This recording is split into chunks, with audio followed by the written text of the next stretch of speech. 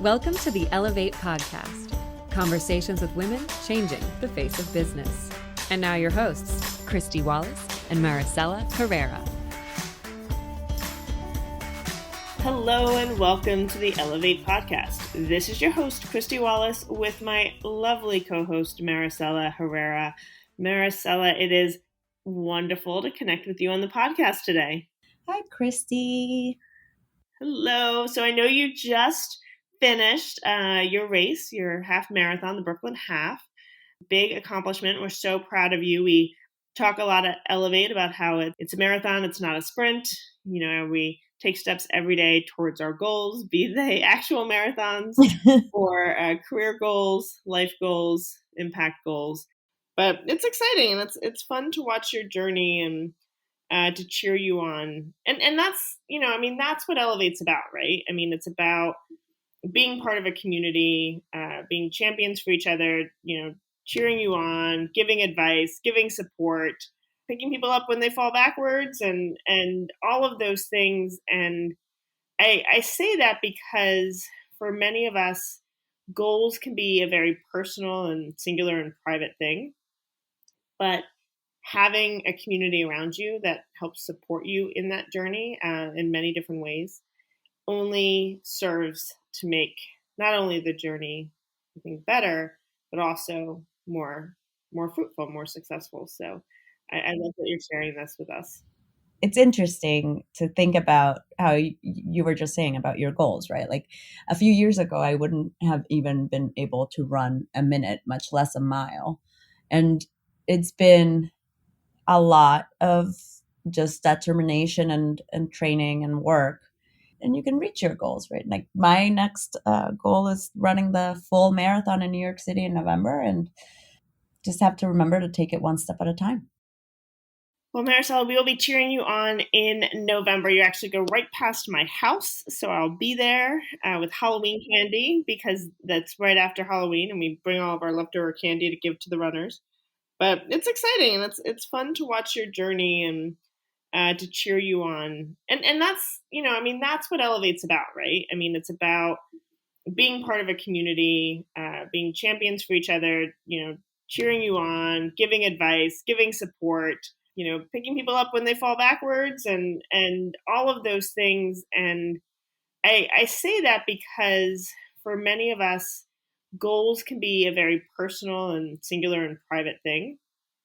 But having a community around you that helps support you in that journey in many different ways only serves to make not only the journey, I think, better, but also more fruitful, more successful. So I love that you're sharing this with us. I can't explain this, and runners out there will agree with me. I know. I used to hear before I was actually doing races, everyone was like, crowd support means a lot. And I was like, what do you care about strangers cheering for you or whatever? You have no idea the difference that it makes to have that support. Like the cheerleaders do count. And I think we don't talk about that a lot in other goals in our life, like those people that are supporting you, cheering you on. But it's so clear with the races. Like I had a couple of friends that were cheering for me in the Brooklyn Half, and every time I saw them, I just went a little faster because it was so great. There were random people cheering me on, cheering everyone on, and it just feels that sense of community. Like people are really there to support you. And even people who couldn't be there, like you, I so appreciated being when I was running and you texted me, and I have it so that my headphones read my texts as I'm running. So in the middle of the run, hearing from you good luck, you can do it, and all this stuff, it was so meaningful. It gives you an extra push when you really need it and you're starting to falter. So yeah, I guess it's not something. It's interesting because I would have never thought about that in context of career goals, but it's true. You need that. You need that support. You need those cheerleaders. Well, we're going to be doing even more of this in 2 weeks' time. I guess I'll change that because it'll be less than 2 weeks' time. We're going to be doing even more of this on June 8th when we bring the Ellevate community together to talk about how we collectively support one another in creating change in our workplace, in our world, and in our lives. Maricella, can you tell us more about Mobilize Women? Of course. Another one of my passions. Mobilize Women is our annual summit. It's going to be taking place June 8th from 9 a.m. Eastern to 5 p.m. Eastern. It's online, virtual, fully free. You can register by going to ellevatenetwork.com/summit. We will be talking about things that really matter. We're going to be talking about the changing landscape of mental health and how we can help each other, support each other. Companies can support us and their employees with how the situation of mental health and mental illnesses is going through this country, where it's really increased since the pandemic. We're going to be talking about performative allyship and how we can not just do the whole post something on Instagram or, all the pledges and donations that companies made in the last few years that haven't really come to fruition. How can companies really be allies? How can they really show representation within their companies and advocate for equity and advocate for social change? We're going to be talking about business for good and how companies should change from the view that shareholders and value to shareholders is the ultimate goal to a value for stakeholders, including consumers, employees, and the community is really the right way to go. I'm very excited. You're going to moderate that panel, and I know it's going to be great. Yeah, we have some topics that are going to be a little hard hitting. Definitely going to talk about changes in the law and how that's affecting minorities, because we've seen a lot of those things come up in the last few years at the local level, state level, and recently with the leaked Supreme Court document about the potential overturn of Roe versus Wade. Speaking of, we're going to have a keynote speaker from Planned Parenthood to talk about that too. So yes, topics that are necessary for us to really discuss. Mobilize Women, I think, has always been special. This is the 6th year we're doing it. And it's always been special because we have never been afraid to go into conversations that matter. You're going to have tons of inspiration from the amazing speakers. Really, we curate them with love and lots of research. It's an art, and I think it's worth every second. Our team really puts a lot of love into building this because we believe it's so important to have the platform for these discussions and for these actionable advice from people who we not necessarily know yet. We don't even know we should know them, but they are the ones that are creating change, and they are the ones that are pushing companies forward and pushing national discussions forward. Yes, so block off June 8th. Register at ellevatenetwork.com/summit. Join us for these important conversations. Connect with others. Be inspired. Learn and grow. There's so much work to be done, and we invite you to join us on that journey. Our guest today on the podcast, Aaisha Hamid, is the Assistant Vice President and DE&I Manager of Alliant. Alliant is a sponsor of Mobilize Women. We love seeing companies that really put some weight behind their words and are supporting conversations like this. And Aaisha shares some fantastic advice and insights on building DE&I programs within organizations and leaving a legacy of impact on the world. So let's get to my conversation with Aaisha.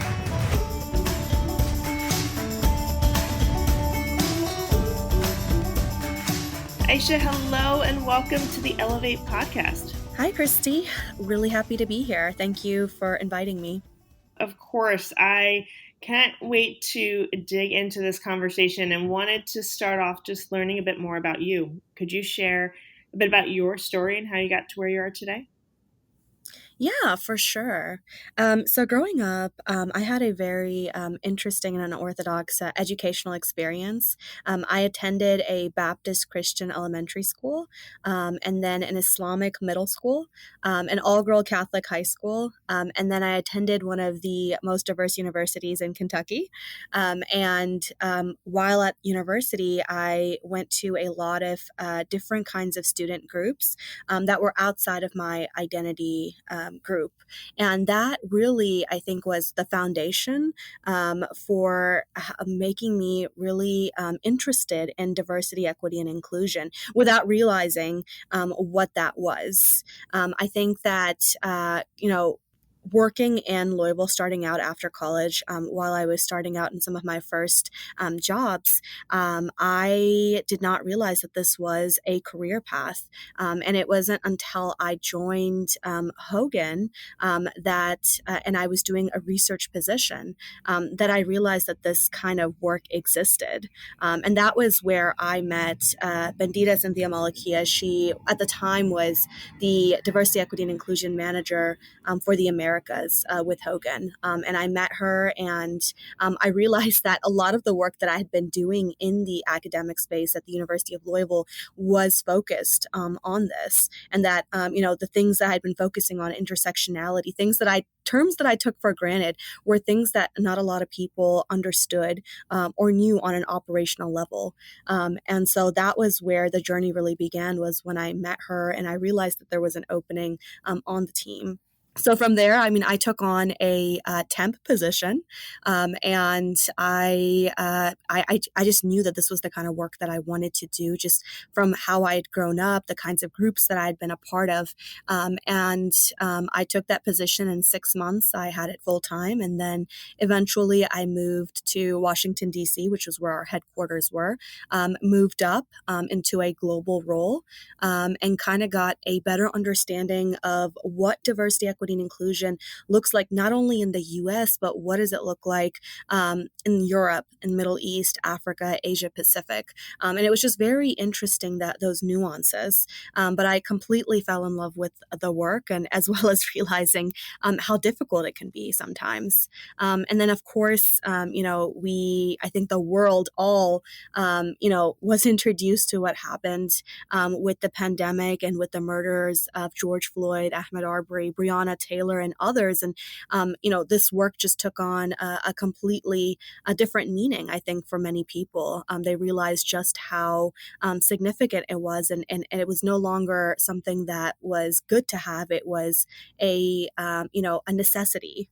And that's when I noticed a lot of these positions coming up. And I eventually transitioned over into the insurance industry with Alliant Insurance Services, which is where I'm at right now. And I think that shift for me was when I realized how little was being done in terms of diversity, equity, and inclusion in this industry, and how homogenous it was. I saw it as an opportunity to create meaningful change, and I saw it as a challenge. And so that's how I ended up finding myself where I am right now. But this work is something that I do everything in. Like, even in my spare time, I volunteer with the United Nations Association state chapter, and I'm involved with their diversity, equity, and inclusion efforts there as well. And I'm really passionate about the intersections with diversity, equity, and inclusion, and learning and development, and philanthropy. I just think that there's everything can be looked at from this lens, and it should be looked at from this lens. And I think that we're at a time right now where people are more receptive to it. And so that makes it all the more important to raise awareness and to do more with it. Thank you so much for that story. I wanted to ask some questions, starting off when you were in college, and you mentioned that you would go to a number of convenings or groups that spanned identity and intersectional identity. And I think that's, it's so critically important. And I'm curious, like, what for you was that experience like, and that catalyst for really connecting with others through their identity? Yeah, I mean, that's a great question. Starting out in college, I did originally go to groups that I identified with. I was very involved with the Muslim Student Association in my first year. And I realized that a lot of the people looked like me, they thought like me. And, I wanted to be in groups where people questioned the norm. And also, I wanted to know what that experience was like. I wanted to learn more about how other groups functioned. And I think that I was able to spread more awareness about my identity groups by being in places where I didn't fit in. And so for me, initially it is uncomfortable, right? You're in a group where you're the only one that looks like you, which for a lot of underrepresented people like myself, especially as we go into the professional spaces, that's often the case. So I was getting used to it from an earlier age. But for me, I would always take it as an opportunity to bring more awareness, to have dialogue. And I think that we really learn more about different people and open ourselves up um, to to differences when we're communicating and when we're working alongside each other, and getting the opportunity to get rid of these biases by having those conversations. And so I think that a lot of that happened. I mean, in being in some of these groups, eventually you get comfortable with each other. There's a level of familiarity that emerges. And that's when you can have some of those difficult conversations and questions that people have at the back of their mind, but they're too afraid to ask. And I experienced that and again, where people were like, well, I always assumed this, or do you mind if I ask this now that we know each other? And so I think that, going into these different kinds of groups where you may not look the same, but developing that familiarity actually opens up more conversations and opportunities to collaborate. And you can end up facilitating those collaborations because you're able to be that liaison. I want to dive a little bit more into your work in law before we get into more of finance and insurance. And law is a really interesting industry for our listeners in terms of, specifically in terms of D&I, right? Because there's, of course, D&I tied to recruiting, and there's a lot you can dig into there in terms of, socioeconomic and access to schools, debt, how that all plays into the diversity pipeline with law firms that oftentimes are, focused maybe on pedigree. There's inclusion within this, firm and industry. And then there's also, I think, in law, one of the earlier examples of really client-driven D&I initiatives, because law firms are working for general counsel of top companies.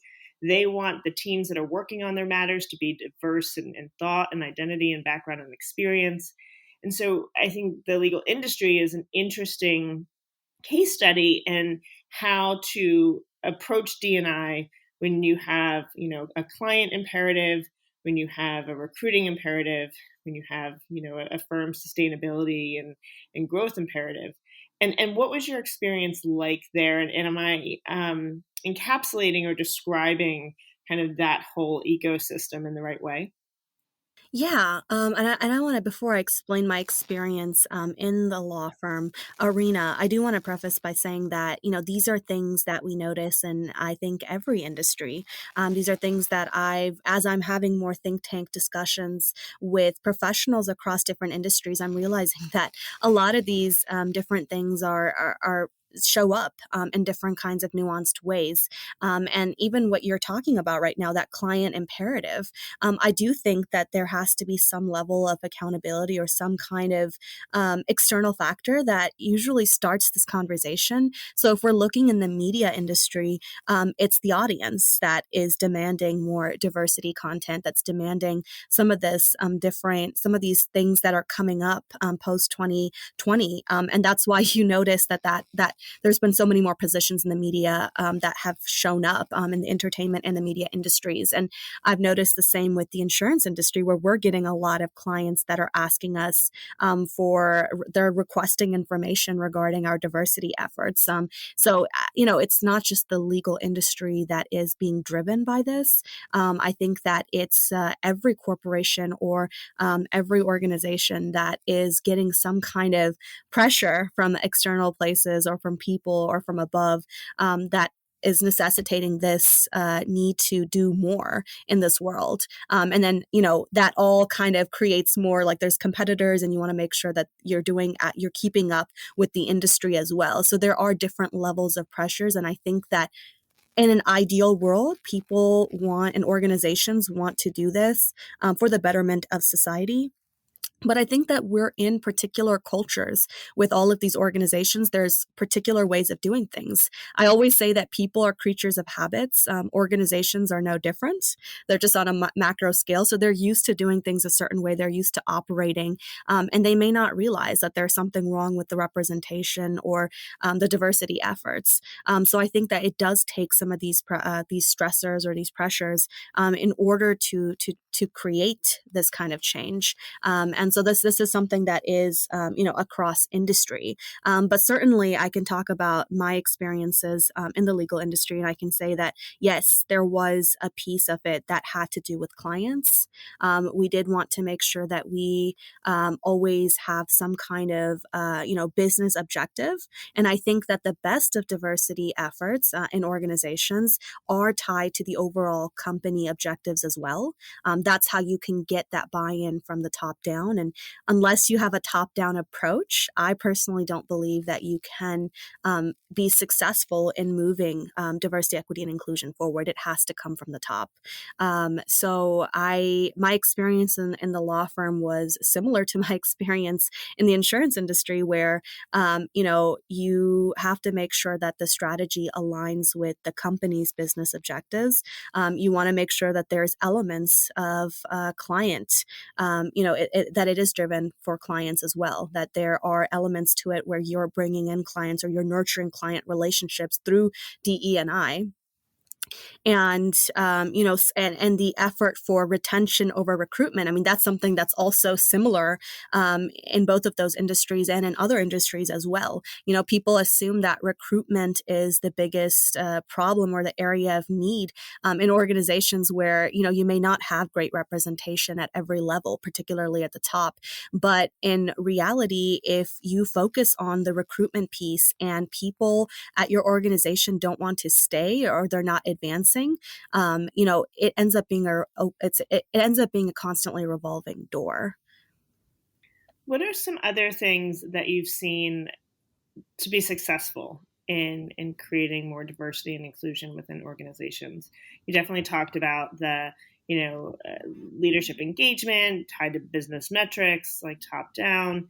So there's a lot of that I absolutely agree with. But what are some of the other examples of ways that companies are successfully creating more D&I and more diversity and inclusion within their organizations? Yeah. Well, for one thing, you want to make sure that you have strong data, or that you're starting with accountability. And that means having a good understanding and assessing where you're at currently. And so analyzing your diversity demographic data, which means, for some organization, that means figuring out where in your system are you collecting this information. And if you're not, what can you do in the meantime to collect this information? And then for others, it means consolidating systems, because sometimes we have multiple different ways of collecting information and it's not all fit together. So I think that's like one of the big areas for organizations that do end up moving the needle. I've noticed that they are usually the ones that are data driven and that have those metrics so that they can figure out where they are and have goals for where they want to get to, and they can measure that.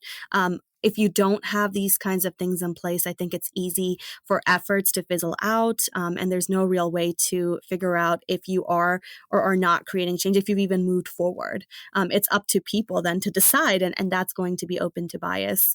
I think that that's a piece of it. I think making sure that you are not creating communication silos within your organization, that diversity, equity, and inclusion is something that is, that you're receiving messaging from the top and from every part of the organization, that everyone is involved in this effort, and that's not just one department or one or two individuals, which is sometimes the case because there are very small diversity, equity, and inclusion departments, although we're starting to see this change, I think, with time. I think that it's so important that it's all tied in throughout the organization. It's an organizational strategy and not some kind of separate strategy. Making sure that the initiatives and the projects that you are developing are systemic, that there's something that is holding it all together and there is mechanisms of accountability. And same with leadership. You want to make sure that the leadership within your organization, they are fluent in diversity, equity, and inclusion. And you want to make sure that they understand and they're bought in to the importance of this, not just at the C-suite or for law firms at the IMC level or the board level, but also when you're talking about the middle management, which is an area that I've heard continues to be a problem across industry, is that you want to make sure that they also are, passing down that message from the top to the bottom, like that middle passageway. And so I think those are just a couple of the different examples that come to mind immediately, is that you want to make sure that those things are in order to be effective and to create meaningful diversity, equity, and inclusion change.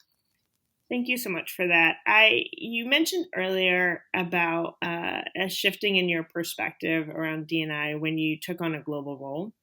Can you talk a little bit more about that? Because I think it's a very important point, particularly for all of us who live in this world, but many who work in global organizations. I would love your insights on how you view that global D&I perspective. So I think when we're thinking about diversity, equity, and inclusion from a global perspective, it's just a matter of figuring out what those terms mean in different places. So when we're thinking about diversity, what are the identity groups that we are focused on? In the U.S., that might be women, racial and ethnic minorities, the LGBTQ population, veterans, people with disabilities. That's something that's newer that's coming in, and religious diversity is something that's still some organizations are focused on, but not necessarily all. But what does it mean when we're looking at, for instance, in Central Europe, like what is that over there? LGBTQ is not something that is talked about often there within organizations, and then the other thing is data. There's also data privacy laws across different regions. And so you can't collect some of these metrics and you can't be as effective, I would think, because you wouldn't be able to assess where you're at or set goals because you can't collect that kind of information from employees. So it was just interesting to learn about these different mechanics and figure out, how best to approach DE&I, in different areas. And then realizing that you want your strategy to reflect all of this. And so back when I was at Hogan, one of the things that we did was we had a separate strategy, separate DE&I strategy for each region. And then we had a global DE&I strategy. And that took into account all of the idiosyncrasies for DE&I when you operationalize it within the organization. So I think that that's definitely a big piece of it. I mean, understanding the terminology in different regions. BAME, for instance, is a term that you wouldn't hear in the U.S., but it's something that's very common in the U.K., although they're starting to shift away from it. It stands for Black, Asian, Minority, Ethnic. So that's just some example. And what does racial and ethnic minority mean in the Asia Pacific? I mean, that is such a large umbrella. So, it's things like these small things that you wouldn't normally think about, but realizing it when you're in that global position, realizing just how important it is to understand every small piece of it and the culture differences, to then figure out how you want to be able to create change. Like what is the picture overall right now, and what does effective change look like before you can even go in there and set a strategy. And now you're working in finance, which I think a lot of similarities, but I'm sure some differences as well. So what has that transition been like for you? And what are some of the maybe unexpectedness of it or some learnings that you've had? I'm so glad you asked that question because this is something that I've thought about a couple of times since transitioning is just the cultural differences, I think, between the legal industry and the insurance industry. We're an insurance brokerage firm, and that typically means that's very much sales oriented. And in the legal industry, you're talking about a completely different group of people like lawyers and business services professionals in that industry. And so I think one of the biggest changes that I've noticed is in meetings. I think that in the legal industry, we were always very to the point. Diction is really important. I think that, how articulate you are, all of those things really matter, I think, in some of those meetings. And in the insurance industry, it's very much more about relatability. And meetings are not necessarily to the point. It's almost expected that you're going to start off with just some conversation. You want to relate to people, you want to connect, and then you want to get down to the business piece. But it's more important that you have that relationship built and that you're continuing to nurture and sustain that relationship versus in the legal industry, you're looking at billing hours and you want to make sure that you're getting directly to the point and that you're establishing competence in meetings. So I just thought that was really interesting to me. Not saying that the insurance industry is not about getting things done or not about establishing competence, but it's just that cultural difference was really interesting. And it took a little bit of time getting used to because I was so stuck from my experience in the legal industry, like going straight down there and keeping things very to the point and trying to get done faster. And now I take time. I mean, I think both are important. And now I take more time. I always make sure that the first 5 or 7 minutes of the meeting is about just conversing, catching up, making sure that I'm nurturing that relationship before I get down to anything else. And even then, it's very much focused on how that messaging is going to be framed and how important it is to convey that to other people. And it's the same with our clients. Thank you for sharing all of that and sharing your passion and insights with us here today. It's just a true honor to have this conversation. And, I, for one, am certainly inspired by your passion for the work that you do and the potential for us to create progress and change. I know it oftentimes feels like we're moving backwards or we're moving too slow. But, hearing from you, it's evident that there's a path forward and there's great things happening. Yeah. Thank you again for having me. I really enjoyed this conversation. I think always I do this work, but then actually talking about it, I think that it just gives it a completely different meaning. Just being more reflective and deliberate about, what I'm doing. Excellent. Well, thank you for joining us today. Thank you for having me.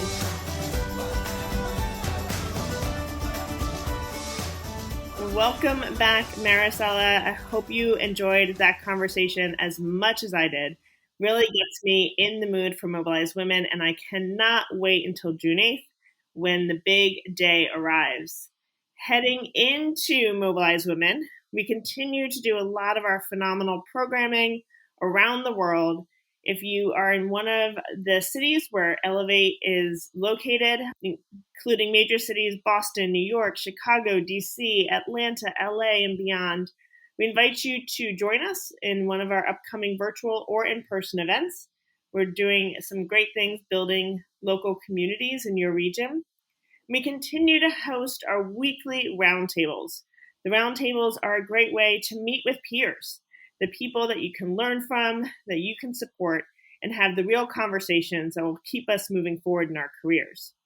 Our next executive roundtable will focus on defining the future of purpose. We've been talking about purpose a lot.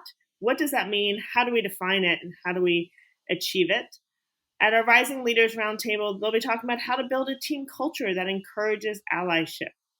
And at the Entrepreneurs Roundtable, the CEO 90-day plan. So a lot of key critical topics around how we show up in the workplace and in the world, grow our businesses, grow our teams, and really be the change makers that we know we can be. Speaking of change makers, we have a lot of firsts to celebrate. Maricella, you want to kick us off? Absolutely. Nan Whaley became the first woman nominated to run for governor of Ohio. Baburi Shirisha became the first woman lineman at the Telangana State Southern Power Distribution Company. Lindsay Birch was named the first female artistic director of Sacramento's B Street Theater. Sunshine Sykes became the first Native American Article III federal judge in California. Monifa McKnight became the first woman to serve as superintendent for Montgomery County, Maryland. And Robin Wallace, no connection to your favorite host, Kristy Wallace, and her husband, Zach, became the first Black owners of a food truck in Disney World. Seriously? Yes. I mean, Go, I'm Robin. very happy for them, but that took a long time. I know. It's just so many mixed emotions. Next week, we have a great guest, so join us back here on the Ellevate podcast to hear from Rita Kakati-Shaw, who is an award-winning gender inclusion strategist, the author of The Goddess of Go-Getting, which is a unique read that focuses on DEI using her personal life experiences as examples. Rita's story is unbelievable, inspiring, and she's amazing. So I really encourage you to join us back here next week as we head into Mobilize Women on June 8th. As we mentioned, we've got some great roundtables around purpose, allyship, and building and scaling businesses. We just had a wonderful conversation today with Aaisha, and we'll be back here next week with Rita, the goddess of go-getting. Woohoo!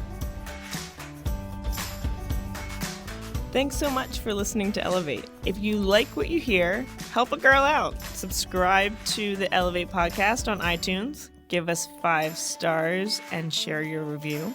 Also, don't forget to follow us on Twitter at EllevateNTWK, that's Ellevate Network, and become a member. You can learn all about membership and all the great things that Ellevate Network is doing at our website, www.ellevatenetwork.com. That's ELLEVATE network.com. And special thanks to our producer, Catherine Heller. She rocks.